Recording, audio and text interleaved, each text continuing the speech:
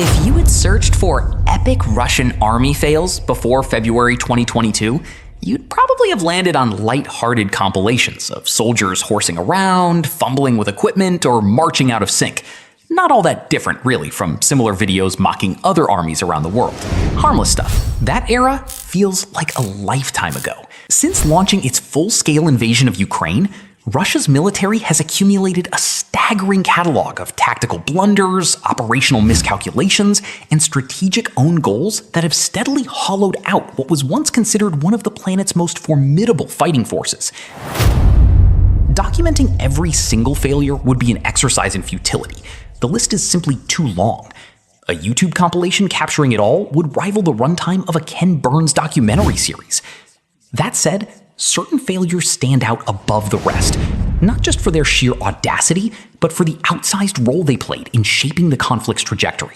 Here are 6 of the most consequential military blunders Russia has committed since the invasion began. The first, and arguably most catastrophic, was squandering the capture of Hostomel Airport. From the very first hours of the invasion, Russia's entire strategic gamble hinged on one core assumption: that Ukrainian resistance would crumble fast. The plan was elegant in its brutality.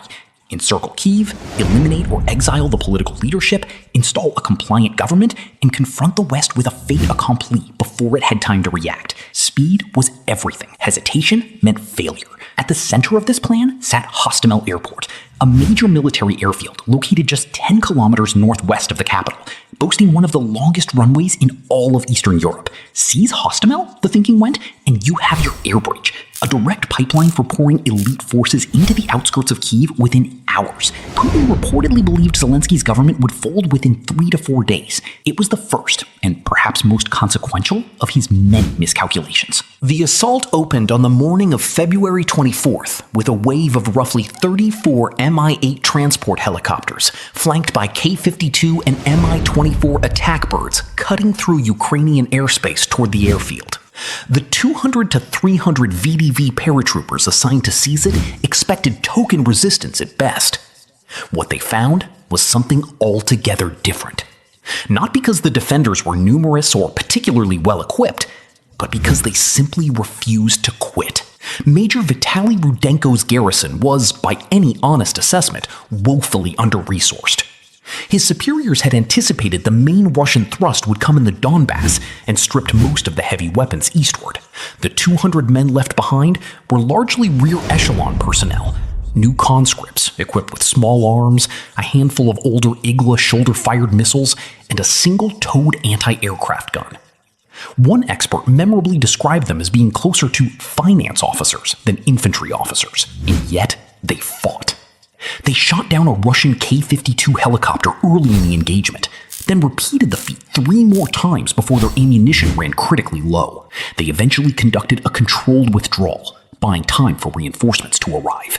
Russia's plan to insert 1,000 follow-on troops collapsed under the combined weight of helicopter losses, Ukrainian artillery strikes on the airfield, and an inability to secure the surrounding area. When Ukrainian forces launched a counterattack at sunset that same day, cobbled together from veterans, civilian volunteers, and barely trained conscripts, they were astonished to find Russia's elite paratroopers had failed to establish even basic defensive positions. One Ukrainian soldier compared the experience to a video game, describing how easy it was to pick off the minimally protected Russian forces from outside the perimeter. The airfield changed hands again the following day, but it never functioned as the critical air bridge Russia had envisioned. By March 25th, Russian forces had begun withdrawing from the Kyiv region entirely. By April 1st, Hostomel was clear. The failure there triggered a cascade of compounding problems: strangled supply lines, convoy ambushes, collapsing morale, and shattered the myth of Russian military invincibility almost before the war had properly begun. While the battle for Hostomel was unfolding, a very different kind of fight was taking place 500 kilometers to the south, and it would become the second great Russian failure of the war, losing the information battle entirely. On a small rocky outcropping in the Black Sea known as Snake Island, a garrison of 13 Ukrainian soldiers received a radio message from the Russian missile cruiser Moskva, anchored offshore. The message was blunt: surrender immediately or face bombardment. Petty Officer Roman Hribov's response: a four-word obscenity directed at the Russian warship became perhaps the most famous utterance of the entire war. The Ukrainian government initially reported all 13. Rybov received a decoration for valor. His words ended up on a national postage stamp.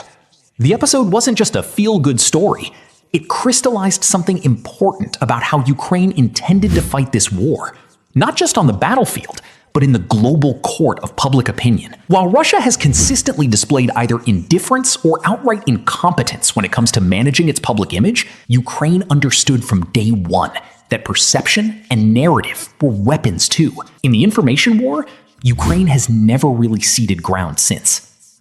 Ironically, the very warship that issued the ultimatum at Snake Island would go on to become one of the conflict's most symbolically devastating losses for Russia, and the third catastrophic failure on this list. On April 14, 2022, the Moskva, flagship of the Black Sea Fleet, a vessel with a Soviet-era pedigree stretching from Georgia to Syria, was struck by two Ukrainian R-360 Neptune anti-ship missiles.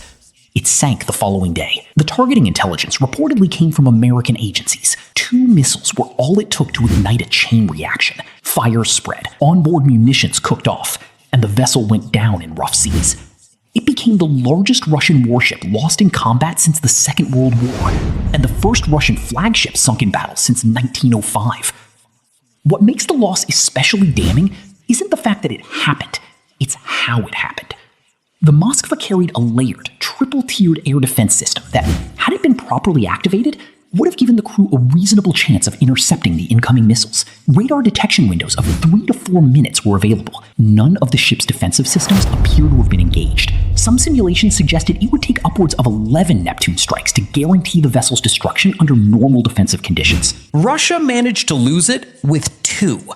In a characteristically Ukrainian touch, officials later began promoting the wreck, sitting in roughly 45 to 50 meters of water just 130 kilometers off Odessa, as a future diving destination, with tour operators listing the best time to visit as after the Ukrainian victory. Then there's the sky, or rather the glaring absence of Russia in it.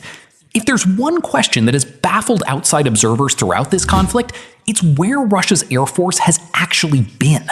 On paper, Russia fielded one of the most powerful air forces on Earth. In practice, it has failed to establish meaningful air superiority over Ukraine at any point in the war, representing the fourth major failure on this list. Part of the explanation lies in the proliferation of man-portable air defense systems, or MANPADS. Anticipating that Russian aircraft would play a decisive role in the opening stages of the invasion, Western nations rapidly funneled thousands of shoulder-fired missiles into Ukrainian hands. American Stingers, surplus Soviet Iglas, British Starstreak systems. A single Igla, costing somewhere between $60,000 and $80,000, is capable of destroying a $36 million Su-34 bomber or an $85 million Su-35 fighter. The math is unforgiving. As a result, Russian aircraft largely abandoned the kind of sustained close air support that modern combined arms warfare depends upon.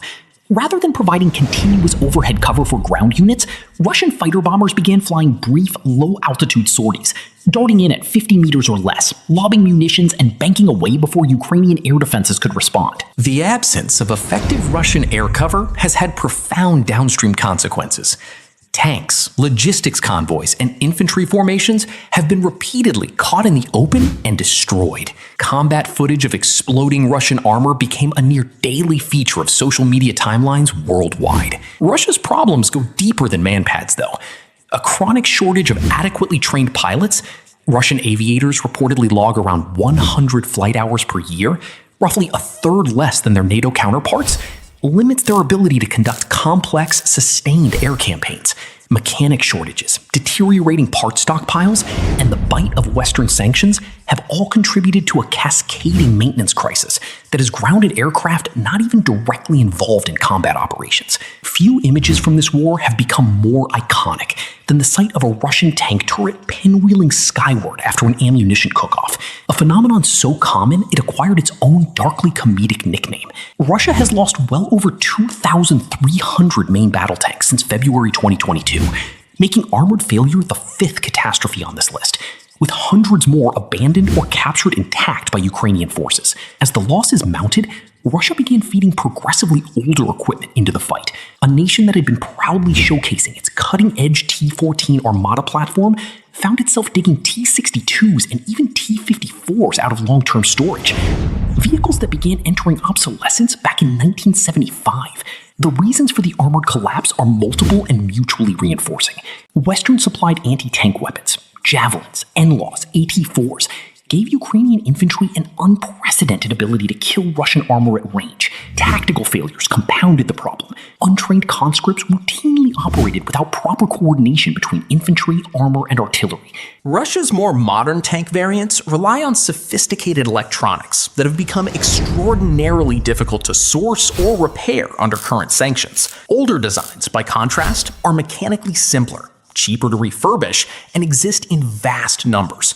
Russia reportedly held approximately 20,000 T-62s in storage at the Cold War's end. Whether patching up decades-old armor represents a viable long-term strategy, or simply a way of delaying the inevitable, remains deeply questionable. Perhaps no failure, however, captures the indifference of the Russian state toward its own soldiers more starkly than the sixth and final catastrophe on this list: the decision to send under-trained, under-equipped recruits directly into one of the most brutal meat grinders in modern military history. After Ukraine's stunning counteroffensives in 2022 reversed Russian gains across multiple fronts, Putin announced a sweeping mobilization.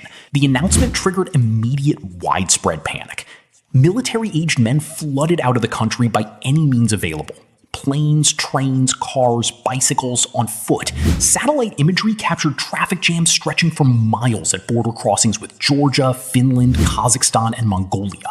Those who couldn't flee resorted to inventive avoidance strategies, disappearing to remote cabins, disabling doorbells, or deliberately injuring themselves to obtain medical exemptions. Those who were conscripted found themselves thrust into a training pipeline that existed largely on paper.